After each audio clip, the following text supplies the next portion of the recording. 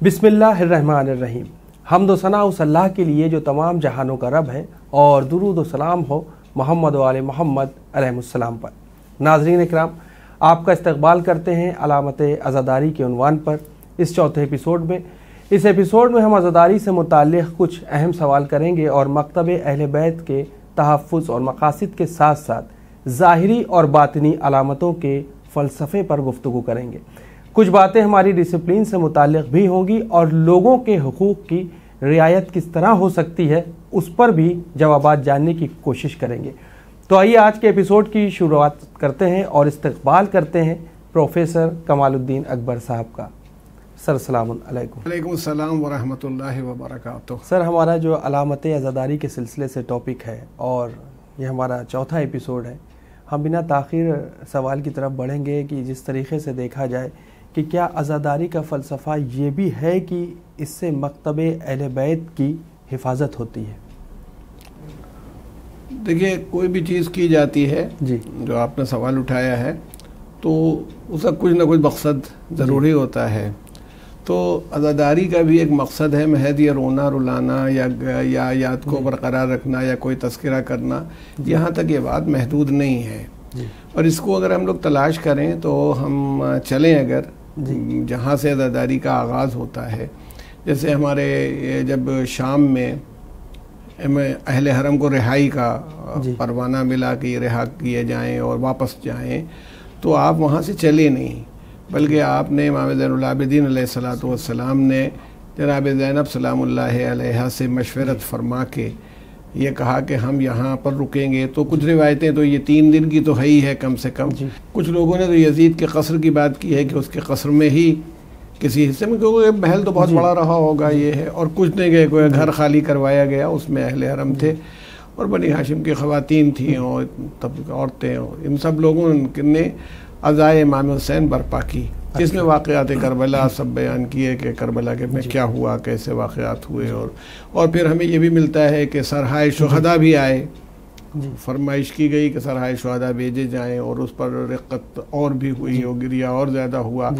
तो ये इन तमाम चीज़ों से और उन तमाम चीज़ों को बयान किया गया। तो इससे सबसे बड़ी बात तो ये हुई कि ये तरवीज हुई कि इमाम हुसैन अलैहिस्सलातु वस्सलाम और उनके साथ का जो पूरा मिशन था वो मज़लूमियत पर बेस था और हक़ की हिफाजत में था, और बातिल दूसरी तरफ था। और बातिल ने एक तरीक़े से ये उनकी फ़तह का भी ऐलान था, और कि उन्होंने, इसलिए कि कभी भी कोई हारने वाला आदमी प्रोपेगेंडा नहीं करता। अगर कहीं कोई आदमी पिट जाए तो इस वाक़े को बयान भी नहीं करना चाहता है। तो इसका मतलब है कि ये मज़ालिम सहने के बाद भी अहले हरम को और इमाम ज़ैनुल आबिदीन को इस बात का पूरा यकीन था, और ये कि असल में फ़तह हमारी हुई। जैसा कि इमाम ज़ैनुल आबिदीन ने मोहम्मद इब्न अबी तलहा से कहा था, जब उसने कहा है, पूछा है दमिश्क में कि फ़तह किसकी हुई, अली इब्न हुसैन बताओ फ़तह किसकी हुई।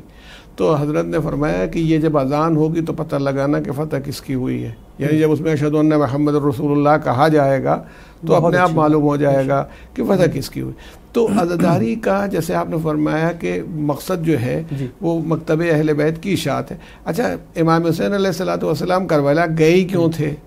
मैं अक्सर कहता रहता हूँ और आप सभी पढ़ते हैं, मैं कोई ऐसी बात नहीं कि ना आपने हुकूमत की को तलब किया था, ना कोई बैतुल माल आपको चाहिए था, ना ये कि कोई और इख्तिदार, कहीं की गवर्नरी या पूरी हुकूमत, ऐसा आपका कोई मुतालबा नहीं था। ना आपने इतने लोग इकट्ठा कर दिए कि कुछ हो जाए, तो ये तो नहीं था। तो इसका मतलब है कोई चीज़ थी, कोई मिशन था, कोई दीन था, कोई उसूल थे जिनके इस्टेब्लिश करने के लिए करबला हुई थी। तो जब भी अज़ादारी होगी तो उसको याद दिलाएगी, ठीक है। तो जैसे कि आप गौर फरमाइए कि इमाम हुसैन अलैहिस्सलातु वस्सलाम ने जब अपने साथियों से जब भी गुफ्तगू की है तो यही कहा है कि देखो, यानी मौत एक पुल है, जहाँ तुम इस पुल के ऊपर से चले तुम जन्नत में पहुँच जाओगे। यानी तसव्वुर आखिरत इमाम हुसैन ने दिया है कि आखिरत मौजूद है। अगर एक मरतबा बंदे को आखिरत का यकीन हो जाए तो उसकी दुनिया तो अपने आप ही दुरुस्त हो जाती है, उसे मालूम हो जाता है कहीं जवाबदेही है। आखिरत का तसव्वुर बन ही नहीं सकता जब तक तौहीद का तसव्वुर न बने कि खुदा है।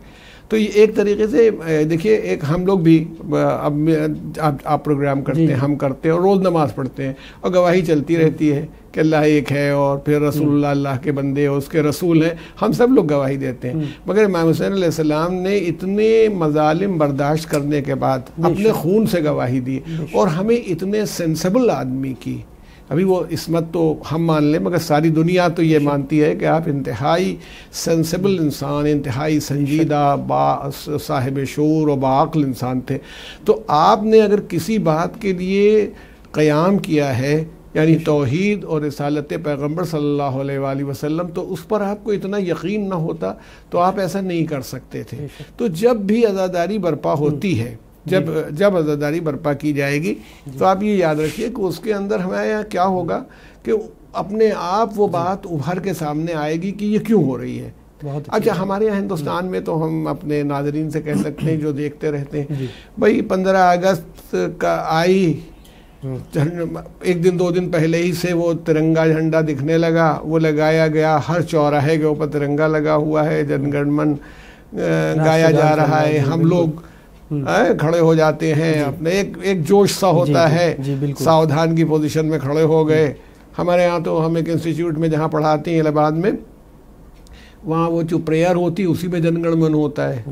اب وہ آواز اسپیکر سے آتی، تو میرا کلاس جس زمانے میں 9 بجے شروع ہوتا تھا تو میں پہنچتا تھا 10 منٹ پہلے، تو وہ میرے ہی سامنے وہ باہر پریئر ہو رہی ہے، تو اس میں وہ جن گن من جب ہونے لگتا تھا تو میں اکیلا وہ پورے ہال میں بیٹھا ہوا ہوتا تھا اندر، کیونکہ اسٹاف روم ہے، تو میں کھڑا ہو جاتا تھا اور اسٹینڈنگ پوزیشن میں آ جاتا تھا کیونکہ آواز آ رہی ہے کھڑا. تو کیوں؟ وہ مجھے یاد دلاتا ہے، اب ہماری آزادی کی یاد دلاتا ہے. جب 26 جنوری آتی ہے تو 26 جنوری کا آبزرو کرنا ہمیں یاد دلا دیتا ہے کہ کانسٹیٹیوشن آف انڈیا کی، کانسٹیٹیوشن آف انڈیا سے ہم کہ اس کی عظمت کے بھی قائل ہوں اور ان ویلیوز کو اسٹیبلش کرنے کی کوشش کریں. تو ویسے ہی جب عزاداری کی جاتی ہے تو یہ محض یہ نہیں کہ کسی آدمی کے اوپر رو رہے ہیں، کسی ذات کے اوپر گریہ کر رہے ہیں، نہیں، اس کا کام اتنا بڑا ہے اور اتنی بڑی اس نے بات کی ہے کہ جو ہماری بنیاد ہے، انسانی سماج و معاشرے کی بنیاد ایک اسلام کی بنیاد ہے توحید اور پیغمبر کی محبت اور پیغمبر کی رسالت اور آپ کی ابدیت، اس سب کو وہ یاد دلاتی چلی جاتی ہے. جو اس نے کہا بھی ہے، سجدوں سے کھینچتا ہے جو مسجود کی طرف، تنہا جو ایک اشارہ ہے معبود کی طرف. یعنی امام حسین کا سجدہ ہی آپ کو مسجود جو ہے اللہ کی طرف متوجہ کر دیتا ہے کہ بھائی جب آدمی اتنی پریشانی میں نماز پڑھ رہا تھا اور سجدہ کر رہا تھا تو کوئی بات تو تھی، بے وجہ تو نہیں کر رہا ہوگا یہ آدمی. تو یہ اس کو ہمیں اشارہ کر رہا ہے، بلکہ وہ تو جوش نے تو یہ کہا ہے کہ وہ اکیلا اشارہ ہے معبود کی طرف. یعنی کوئی جوش کی نگاہ میں امام حسین علیہ السلام واحد اشارہ ہیں، جو اللہ، جو الہ ہے، جو معبود ہے، جس کی عبادت کی جانی چاہیے، اس کی طرف اشارہ کرنے والی صرف ایک نشانی ہے، وہ اکیلے امام حسین علیہ السلام. تو آپ نے جو فرمایا کہ اس کا جو مکتب اہل بیت ہے، مکتب اہل بیت وہ اپنے کو اسٹیبلش کرنے نہیں آئے تھے، وہ اسٹیبلش کرنے آئے تھے اللہ رسول، اصول دین اور فروع دین، ان کو اسٹیبلش کرنے آئے تھے. تو اس لیے جو یہ عزاداری کا ہمارا مکتب ہے، یہ اس کو اسٹیبلش کرتا ہے، اس کی طرف متوجہ کرتا ہے. اب جب اس کا فارمیٹ ہے، ایک تو یہ کہ ہمارے دل کو متوجہ کرتا ہے، ہمارے قلوب کو متوجہ کرتا ہے، اور جب متوجہ کسی چیز کو زبانی کہہ لینے سے کوئی فائدہ نہیں ہوتا، لیکن جب وہ دل کو متوجہ، ہمارے ماشاءاللہ بڑے قابل لوگ ہیں اور اسپیکرز ہیں جو ممبر پر بیٹھتے ہیں، تو وہ کیا بات کرتے ہیں؟ وہ قرآن کی بات کرتے ہیں، وہ انسانیت کی بات کرتے ہیں، وہ انسانوں کے حقوق کی بات کرتے ہیں، وہ اللہ کے حقوق کی بات کرتے ہیں، جو انسان آدمی کے کان میں پڑتی رہتی ہے اور متوجہ کرتی رہتی ہے. قرآن خود بھی یہ کہہ رہا ہے فذکر ان نفعت الذکریٰ، بار بار تذکرہ کرتے رہیے کیونکہ بار بار ذکر کرنے میں فائدہ ہے. ہو سکتا ہے ایک بار میں اثر نہ ہو، جیسے آپ نے ابھی کووڈ پھیلا تھا دیکھا ہوگا کہ وہ ایک انجیکشن سے چھٹی نہ ملی، یہ دوسرا والا لگاؤ، تیسرا والا لگاؤ، بوسٹر لگاؤ، یہ کرو. تو ویسے ہی یہ عزاداری جو ہے وہ بے دینی کو دور کرنے کے لیے یا بے دینی کے سیلاب سے بچنے کے لیے، اس بیماری سے بچنے کے لیے انجیکشن ہے جو امام حسین اور مکتب اہل بیت دیتا رہتا ہے. اس کے بوسٹر سے دین زندہ رہتا ہے. بے شک بہت اچھی بات سر. جس طریقے سے دیکھا جائے عزاداری سے ہی متعلق جس طریقے سے ظاہری علاماتیں ہیں، تو کیا باطنی علاماتیں بھی ہیں؟ ہم چاہیں گے اس پر تھوڑی سی روشنی. دیکھیے ایک بات یاد رکھیے کہ اسلام ہو یا کوئی دنیا میں کوئی چیز ہو، جب ہم لوگ خود جسم رکھتے ہیں اور روح رکھتے ہیں، ہمارے پاس ایک ظاہر ہوتا ہے، ایک باطن ہوتا ہے، تو ہر شے میں ظاہر اور باطن موجود ہوتا ہے. یہ یہاں تک کہ آپ جب ایک دوا لیتے ہیں، ایک ٹیبلٹ آپ نے کھائی، یہ اس کا ظاہر ہے جو اندر گیا. اب اس کے کچھ اثرات ہوں گے، جو اثرات پیدا ہوں گے تو آدمی کو صحت ہوگی. اگر وہ اثر نہیں پیدا ہو رہا تو اس کا مطلب ہے کہ اس کا ظاہر بھی ٹھیک نہیں ہے. تو اب ظاہری علامات میں تو اگر آپ غور کریں تو جو اختیار کی گئی اصل میں صرف یاد دلانے کے لیے، اگر مثال کے طور پر 15 اگست کو اس فارمیٹ میں نہ منایا جاتا تو بھی کیا فرق پڑتا ہے، لیکن اس کے زندہ رکھنے کے لیے کہ جو پرانے لوگ ہیں ان کو تو معلوم ہے، یہ جو چھوٹا سا بچہ ہے اسے کیا معلوم، یہ نئی جنریشن اس کو ایک چھوٹا سا جھنڈا لیے ہوئے دوڑ رہا ہے، بھاگ رہا ہے، اس کو شروع سے ہی عادت رہے گی کہ 15 اگست اور 26 جنوری اس کے اسکول میں مٹھائی بٹ رہی ہے اور لڈو کھلایا جا رہا ہے، دوڑایا جاتا ہے، تاکہ یہ اسی فارم میں ڈیولپ کر جائے. تو اب اس ظاہری علامت کو یہ دیکھتا رہتا ہے. اب اس ظاہری علامت کو جب دیکھتا ہے دھیرے دھیرے معلوم ہے کیوں ہوتا ہے، 15 اگست کیوں منائی جاتی ہے، 26 جنوری کیوں منائی جاتی ہے، ان پر توجہ کرتا ہے. جب یہ بڑا ہو جاتا ہے، میچور ہوتا ہے، تو اس کو سمجھ میں آتا ہے کہ آزادی ایک کوئی چیز ہے جو ہمیں حاصل ہوئی. 1947 میں ہمیں آزادی ملی، اس سے پہلے ہم انگریزوں کے غلام تھے، یہ اس کی سمجھ میں آتا ہے. پھر اس کی سمجھ میں آتا ہے کہ بھئی اچھا سن 50 میں ہمیں اپنا کانسٹیٹیوشن ملا جس کے مطابق ہم اپنی زندگی گزار رہے ہیں. تو ویسے ہی عزاداری میں بہت سی چیزیں آپ نے دیکھا ہوگا کہ علم جیسے ہے، ہمارے مجلسیں ہوتی ہیں. ایک تو یہ کہ عزاخانے میں علم لگا ہوتا ہے، یہ اس کو چھوٹے سے بچے کو یا ینگسٹرز کو یا جو نہ جانتا ہو اس کے بارے میں اس کو تجسس ہوتا ہے یہ علم کیوں لگا ہوا ہے، یہاں پر ہے نشان ہے. تو بھئی یہ نشان معلوم ہوتا ہے کہ یہ امام حسین کی فوج کا نشان تھا، اور یہ جناب عباس نے اس نشان کو بڑی بہادری سے اور بڑی ہمت سے بلند کیا، اور اپنے شانے کٹ جانے تک بھی اس کے اندر رہے اور علمدار کہلائے وغیرہ وغیرہ. یہ تمام باتیں اور آپ کی یہ خدمات ہیں. تو اس کا مطلب ہے کہ ایک جذبہ وفاداری پیدا کرتا ہے علم. یہ ہمیں معلوم ہے کہ علم کے اندر کوئی رہ نہیں رہا ہے، علم کے اندر کسی کا قیام نہیں ہے. یہ بالکل ایک کوئی اگر تصور یہ کرتا ہو کہ اس کے اندر کوئی روح پیدا ہو گئی ہے، نہیں، ایک نشان ہے، یہ علم ہے. علم کے اندر یا پٹکا بندھا ہوا ہے. اچھا اب اس کے اندر اگر ایک مشق بندھی ہوئی ہے، علامت عزاداری میں آپ دیکھیں اس میں تیر لگے ہوئے ہیں، تو وہ مشق وہ جس کو پانی لانے کے لیے جناب عباس لے گئے تھے، یعنی آپ کی خدمت، آپ کی وفاداری. پھر تیر لگ جانے کے بعد بھی یہ بتایا جا رہا ہے کہ پانی نہیں آیا مگر انسان نے اپنی ہمت شکستہ نہیں ہونے دی. یہ اس بات کی دلیل ہوتی ہے، صرف یہ غم کی بات نہیں ہے بلکہ اس کی ہمت کا ثبوت بھی ہوتی ہے. تو یہ ہم میں ایک جوش اور ولولہ پیدا کرتی ہے، جوانوں میں جوش پیدا کرتی ہے کہ انہیں بھی ہمت سے کام لینا چاہیے. اگر خراب حالات پیدا ہو جائیں، نامساعد حالات آ جائیں جو قابل برداشت نہ ہو، تو بھی پیچھے نہیں ہٹنا چاہیے. ایسے ہی دیکھیے عزاداری کے اندر آپ دیکھتے ہیں مہندی بہت پاپولر ہے ہندوستان میں. مہندی جناب قاسم کے سلسلے میں مہندی ایک علامت کے طور پر استعمال ہوتی ہے. اور یہاں تو بڑی کبھی کبھی بحث بلا وجہ کی بحثیں بھی ہونے لگتی ہیں، وہ شادی ہوئی تھی کہ نہیں ہوئی تھی اور یہ نہیں تھا. اس کا بیسٹ سلوشن یہ دیکھیں کہ واقعہ کربلا میں ہم لوگ ایگزیکٹلی کسی چیز کو اس لیے نہیں لا سکتے کہ اتنی پرانی بات اور ہسٹری اس وقت ریکارڈ قاعدے سے نہیں ہوتی تھی. جب رسول اللہ کی حدیث نہیں ریکارڈ ہو پائی، فلاں نے فلاں سے کہا، انہوں نے ان سے کہا، انہوں نے ان سے کہا، تو وہ ہسٹری کیسے ریکارڈ ہوتی جو مختلف جگہوں پر جب آج کے بتائے ہوئے واقعات میں فرق آ جاتا ہے. تو اس لیے وہ ہم مان کے چلتے ہیں کہ نہیں ہوئی. تو یعنی کنٹراڈکشنز ہو سکتے ہیں کہ کوئی ایک بات بتا رہا ہے، کوئی دوسری بات بتا، اس طرح کے کنٹراڈکشن ملتے ہیں. لیکن مہندی میں یہ بات ایگزیکٹلی ہے. جناب قاسم 13 سال کا سن تھا، تو یعنی 14ویں سال میں آپ چل رہے تھے اور تقریباً بلوغ کی منزل میں تھے. امام حسین علیہ السلام کی طرف سے ملتا ہے کہ یہ اکثر روایت یہ آتی ہے کہ آپ نے عقد فرمایا جس وقت انہوں نے اب تعویذ، ہمارے بہت بزرگ عالم دین نے یہ بات کہی ہے اور بہت ہم کو اس میں لگتی ہے کہ جس جگہ یہ آپ کے ہاں ملتی ہے، روایت ملتی ہے کہ ایک تعویذ تھا جو کھولا گیا جب امام جناب قاسم کو اجازت جہاد امام نہیں دے رہے تھے. اور اس میں بھی یہی بات کہی گئی ہے کہ بھئی اگر وہ مائنر تھے، نابالغ تھے، تو امام نے تو اپنی بیعت اٹھا لی تھی. اور چچا ولی نہیں ہوتا ہے، تو یا تو اس کا ولی اجازت دے، باپ اجازت دے تب وہ جائے. تو امام نے اجازت نہیں دی، ایک فقہی بحث کی جاتی ہے. دوسری بات یہ کہ اسی روایت میں جس نے بیان کی کہ تعویذ کھولا گیا، تو امام حسن علیہ السلام نے کہا تھا کہ میں نہیں ہوں گا، تم میری طرف سے فدیہ بننا، یہ بات فرمائی تھی. تو جناب قاسم علیہ السلام خوش ہو کے آئے کہ چچا اب آپ اجازت دے دیجئے. تو امام حسن نے فرمایا کہ امام حسین نے فرمایا کہ میرے بھائی نے بھی مجھے وصیت کی تھی کہ تمہارا عہد کروں. اب دیکھ کنفیوژن یہاں سے آ رہا ہے. آپ نے اپنی ایک مولانا علی نقی صاحب قبلہ نے شہید انسانیت میں لکھا ہے کہ آپ نے اپنی ایک نامزد بیٹی سے, نامزد لڑکی سے, اب نامزد کے معنی یہ بھی ہو سکتے ہیں کہ جس کو انہوں نے بیٹی بنا رکھا تھا یا وہ دوسری بیٹی رہی ہو, اس سے آپ نے کہا کہ میں صیغے پڑھے اور ان کو رخصت کر دیا. اور کہا جاتا ہے کربلا میں جہاں امام نے بہت سی چیزوں پر عمل فرمایا, وہاں وصیت کے اوپر بھی عمل کر کے دکھایا کہ بھائی کی وصیت پر ان ہنگامی حالات میں امام کے لیے کیا مشکل تھا بھئی صیغہ نکاح جاری کرنا اور بھیج دینا. اچھا, دوسرا رخ یہ پیش کیا جاتا ہے کہ کبھی کبھی ہم حسرتوں کو بھی یاد کرتے ہیں کہ ماں کی حسرت تھی, بچہ بلوغ کی منزل میں تھا, عرب میں شادیاں ہو جاتی ہیں 14-15 سال کے عمر میں کہ میرے بچے کی شادی ہو, وہ نہیں ہو پائی.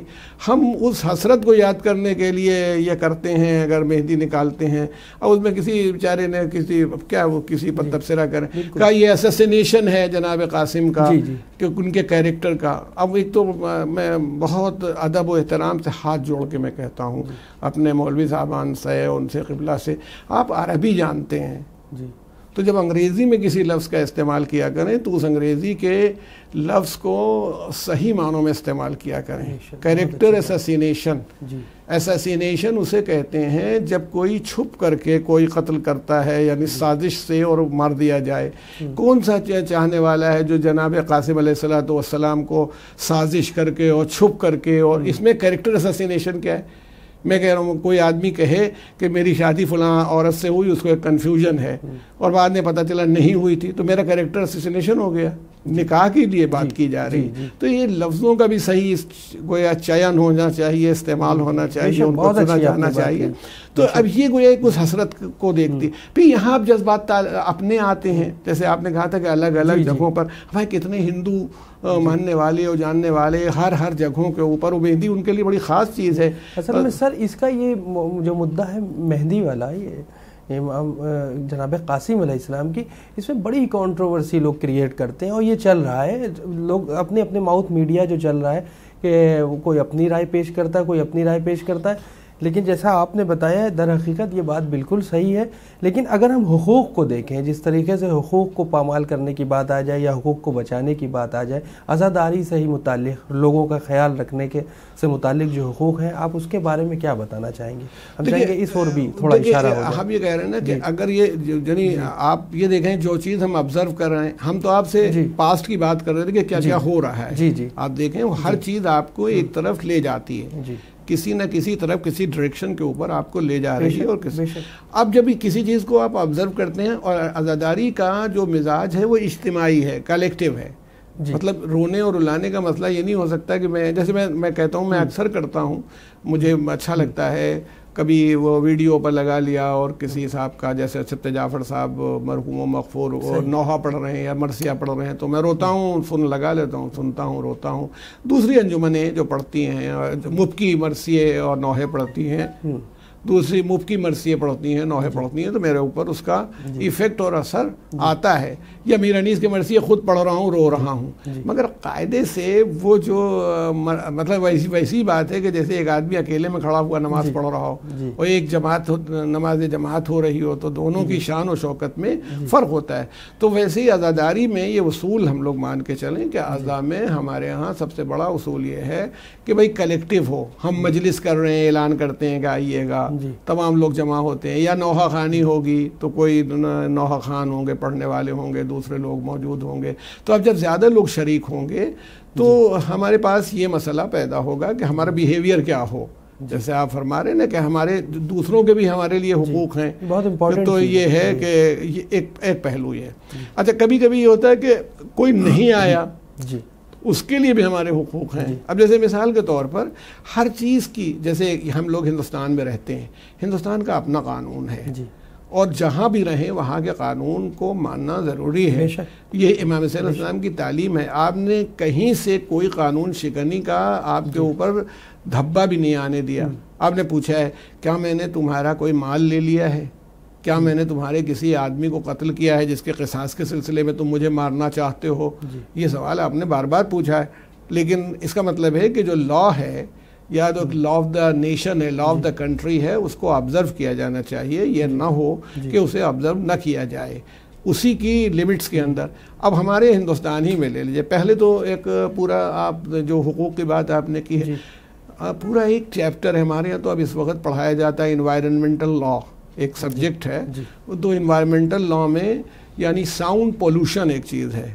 ساؤنڈ پولوشن بڑی خطرناک چیز ہے جو انسانوں کو لوگ سمجھتے نہیں ہیں. تیز آوازوں سے ذہن متاثر ہوتا ہے, اس سے نفسیاتی بیماریاں پیدا ہوتی ہیں. تو ٹھیک ہے, ویسی ہی بات ہے جیسے کوئی آدمی اپنے گھر کا کوڑا کچرا اور کرکٹ یہ سب پھینک دے باہر اور اس سے بدبو پھیلے اور بیماریاں پھیلیں. تو وہ تو ویسی برائی ہے کہ ہم نے اپنا آلائش سب نکالی, غلاظت تو پھینک دی اور وہ اس سے بیماری ہوئی, اور بیماری ہونے سے کوئی آدمی بیمار ہوا تو ہماری ذمہ داری اس بندے کے یا بیمار ہونے والے کے سلسلے میں پیدا ہو گئی. ویسے ہی ساؤنڈ پولوشن ہم نے کیا. ہم ایک جگہ اگر مجلس برپا کر رہے ہیں یا ہم جلوس نکال رہے ہیں تو ہمارا مقصد یہ ہے کہ وہاں پر جو لوگ موجود ہیں ان تک اپنی بات کو پہنچانا ہے. اچھا, دوسرے بھی جب یہی بات کرتے ہیں, تھوڑی دیر کو مانیے, اور دوسرے مذاہب میں بھی یہی ہوتا ہے, قانون کچھ کہتا ہے, یہاں کا قانون لوگوں کا بیہیویئر کچھ ہے. تو ہندوستان میں ہر جگہ یہی کھیل تماشا چلتا رہتا ہے کہ وہ یہی کر رہے ہیں, شور مچا ہوا ہے, ہنگامہ ہے, بیماروں کو نیند نہیں آ رہی ہے, وہ بیچارے اٹھ جاتے ہیں, پریشان ہوتے ہیں, پڑوسی ہیں وہ متاثر ہو رہے ہیں. تو جب دوسروں کے عمل سے ہمیں تکلیف ہوتی ہے تو پھر ہماری ذمہ داری کیا ہے کہ ہمارے عمل سے دوسرے کو تکلیف نہ ہو. تو حقوق الناس کا یہ خیال بنیادی طور پر ہونا چاہیے کہ آپ ایسا نہ کریں کہ چاہے گورنمنٹ نے نہ بھی کہا ہو. ہم یہ کہتے ہیں کوئی آپ کو نہیں پکڑ رہا ہے, مگر آپ کی ذمہ داری بندوں کے سلسلے میں, انسانوں کے سلسلے میں بنتی ہے. یہ کہیں نہیں کہہ سکتے کہ نہیں ہم سے کوئی مطلب ہی نہیں ہے. اب جتنا بڑا ہارن دی چاہے باندھ لیں. اچھا, بعض لوگوں کو مزہ آتا ہے, ہم تو اکثر گئے ایک آدھ جگہ مجلس پڑھ لیں تو ہم نے کہا بھائی مومنین کی تعداد یا جو شرکائے مجلس ہے ان کی تعداد تو 200-300 ہے, وہ یہیں بیٹھے ہیں, تو اتنا بڑا ہارن کیوں مزہ ہے؟ مولانا مزہ سب جگہ اطلاع ہوگی کہ مجلس ہو رہی. اچھا, تو سر اس میں جو ڈسپلین کی بھی تو بات آ جائے گی. اسی میں ایک سوال یہ بھی نکل کے آ رہا ہے کہ کیا ہمارا یہ فریضہ ہے یا ہماری یہ ذمہ داری بنتی ہے کہ عزاداری سے ہی متعلق یا عزاداری کے علاوہ بھی اگر ہم انسانیت کا, جیسے آپ نے کہا کہ انسانیت کا پہلو دیکھیں, تو ہمیں ڈسپلین کو مینٹین کر کے چلنا ہوگا یا نہیں؟ نہیں, دیکھیں ہم آپ سے عرض کریں, پہلی بات تو جو بات میں نے آپ سے کہی تھی وہ ابھی نامکمل تھی, اس کو اس رخ سے آپ دیکھ لیجئے. آواز ساؤنڈ پولوشن جو ہے بہت ہی بھیانک چیز ہے آج کے دور میں. اور ہندوستان چونکہ ابھی ہم لوگ اتنے لٹریٹ نہیں ہیں, اتنے پڑھے لکھے نہیں ہیں. دوسرے ملکوں میں تو کوئی سوچ بھی نہیں سکتا کہ اتنی آوازیں ہو جائے. اگر ابھی باہر اتنی آواز آ جائے تو اتنی دیر میں پولیس آ جائے گی کہ کیا ہوا. تو اس لیے یہ آواز جو ہوتی ہے ساؤنڈ پولوشن کو چیک کرنا. آپ مثلاً کہ اس میں کیا مزہ آتا ہے کہ اس وقت ہم رات بھر جاگیں گے, ہمارے یہاں جو جگراتا ہوتا ہے اس کا بھی یہی حال ہوتا ہے, جو کیرتن ہوتا ہے اس کا بھی یہی حال, جو شب بیداری ہوتی ہے اس کا بھی, جو میلاد شریف ہوتا ہے اس کا بھی یہی حال. تو اگر آپ جسٹیفائی کرنا چاہتے ہیں تو پھر اس کا مطلب یہ ہے کہ ہم اسی لیول پر جائیں. یعنی ایک آدمی ہمیں گالی دے رہا تھا تو پھر ہم نے جواب میں ہم نے بھی گالی دی, معاملہ برابر. اس نے ہمارے ساتھ بدتمیزی کی, ہم نے بھی بدتمیزی کی, معاملہ برابر ہو گیا. کیا امام حسین کا سبق یہی ہے؟ امام حسین علیہ الصلوۃ والسلام نے شروع سے وہ لوگ جو کچھ کر رہے تھے اس کا جواب دینے لگتے, ان کا جو بیہیویئر تھا اسی حساب سے ریئیکٹ کرنے لگتے, تو پھر امام حسین نہ ہوتے. وہ یزید کی, اگر یزید ان کی سطح تک نہیں چڑھ پایا جہاں وہ اس کو لے جانا چاہتے تو ان کی سطح تک تو کوئی نہیں جا پاتا.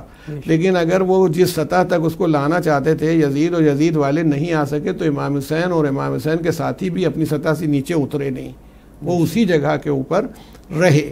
تو اس لیے میں یہ کہہ رہا ہوں کہ آپ کا جو بیہیویئر حقوق الناس کے سلسلے میں ہے, یعنی دا رائٹس آف ادرس, یعنی انسانوں کے جو حقوق ہیں ان کے سلسلے میں بہت خاص ہے. امام نے تو جب حق نہیں تھا, میں آپ کی کو توجہ دلاؤں, جیسے جب حور یا اس کے دستے کو پانی پلایا ہے, اس میں اس کا کوئی حق نہیں تھا پانی میں, لیکن آپ نے اپنا اسٹورڈ پانی پلا دیا جبکہ آپ خود خطرے میں آ گئے پانی کی وجہ سے. تو اب آپ یہ بتائیے کہ جو انسان دوسروں کی اس حق کو کا خیال کر رہا ہو. اچھا, ایسے ہی ہم نے دیکھا کہ جس وقت جناب مسلم ابن اسد نے کہا تھا, شمر نے کچھ بدتمیزی کی, ادھر تھا, کہا کہ میں مار دوں اس کو تیر سے, تو تیر کمان لگا دوں, میری عزت پر ہے, یہ بڑا ظالم ہے, ختم ہو جائے. وہ سب جانتے تھے کہ شمر جو ہے وہ اصل بنیاد ہے, جو بعد میں جس نے خنجر بھی چلایا امام کے گلوئے مبارک پر. تو کہنا یہ ہے کہ اس موقع کے اوپر بھی امام نے یہ کیا کہا, میں پہل نہیں کروں گا, میں سٹارٹ نہیں کروں گا جنگ کو. اس کا مطلب ہے کہ جو حسینی ہے جو عزادار ہے وہ دوسروں سے اپنے بیہیویئر کو کمپیئر نہیں کر سکتا. اگر وہ ایسا کرتا ہے تو پھر وہ عزادار یا حسینی نہیں. اسے یہ دیکھنا ہے میں وہ عمل کروں جس سے امام حسین راضی ہوں, جس سے اللہ کے رسول راضی ہوں, جس سے خدا راضی ہو. اگر وہ اس عمل کو کرنے کو تیار ہو تو ہر جگہ اس کا معاملہ پڑ جائے گا, بن جائے گا. اگر آپ جلوس لے کے نکلتے ہیں, مثال کے طور پر آپ سارا ٹریفک روک دیتے ہیں, کوئی جا نہیں سکتا, اگر اس میں ایمبولینس پھنس جاتی ہے اور آپ اسی بات پر خوش ہو رہے ہیں کہ ہم ہٹ نہیں رہے.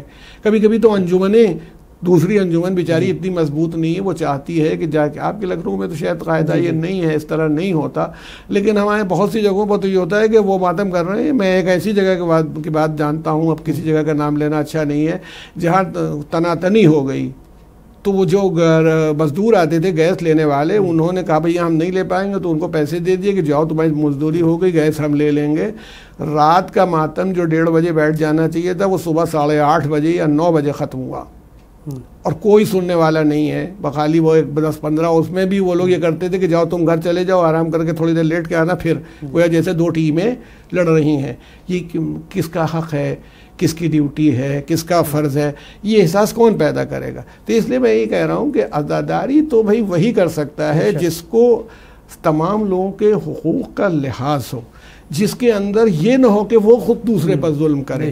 ظلم وہ نہیں کرے گا, وہ مظلوم ہی ہو سکتا ہے, اور ایسا اختیاری مظلوم ہو سکتا ہے کہ ظلم کرنے کی طاقت ہے مگر ظلم نہیں کرتا, اور مظلوم بننے میں اس کو اپنے آپ ایک سکون حاصل ہوتا ہے. تو جو آپ نے فرمایا, یہ جتنی بھی علامتیں ہیں آپ کو وفادار بناتی ہیں, آپ کو وفاداری کی طرف دعوت دیتی ہیں, محبت کی طرف دعوت دیتی ہیں, مظلوم کا ساتھ دینے کی دعوت دیتی ہیں, ظالم سے نفرت سکھاتی ہیں, ظلم سے نفرت سکھاتی ہیں. یہ تمام چیزیں آپ کو ایک خاص ٹریننگ کے ماحول میں لاتی ہیں, جہاں سے آپ نے اپنا سوال شروع فرمایا تھا کہ مکتب عزاداری جو ہے وہ مکتب اہل بیت کی کیا اشاعت بھی کرتی ہے؟ تو وہ اشاعت اس طرح کرتی ہے. مگر اب یہ وہی بات ہے کہ ہمارا جو ٹیچر تھا, پروفیسر تھا, یعنی یوں کہیں, اس نے تو اپنی جان لڑا دی پڑھانے میں, مگر ہم ایسے ناقص شاگرد کی طرح بیٹھے رہتے ہیں کہ سنیں گے ہی نہیں, تو اس کی ساری اسکیم فیل ہو جاتی ہے. ویسے امام حسین علیہ الصلوۃ والسلام اور ان کے انصار اور ان کے اہل حرم نے تو حق کو اتنا واضح کر دیا کہ اندھے کو بھی دکھائی پڑ جائے, مگر اب ہم نہیں دیکھنا چاہتے, تو اس کے لیے کیا کیا جا سکتا ہے؟ بہت بہت شکریہ سر. تو ناظرین, آپ کو ہمارا یہ ایپیسوڈ کیسا لگا؟ آپ اپنا فیڈ بیک ہمیں winislam@gmail.com پر ضرور سینڈ کریں, اور جس طریقے سے سر نے فرمایا, جو ڈسپلین ہے ہمیں اپنی زندگی میں برقرار رکھنا ہوگا, تبھی ہم منزل مقصود تک پہنچ سکتے ہیں, تبھی ہماری عبادتیں بھی قابل قبول ہوں گی. فی الحال ہمیں اجازت دیں اور دعاؤں میں یاد رکھیں. شکریہ, خدا حافظ. دیکھتے رہیں channel one, message of humanity.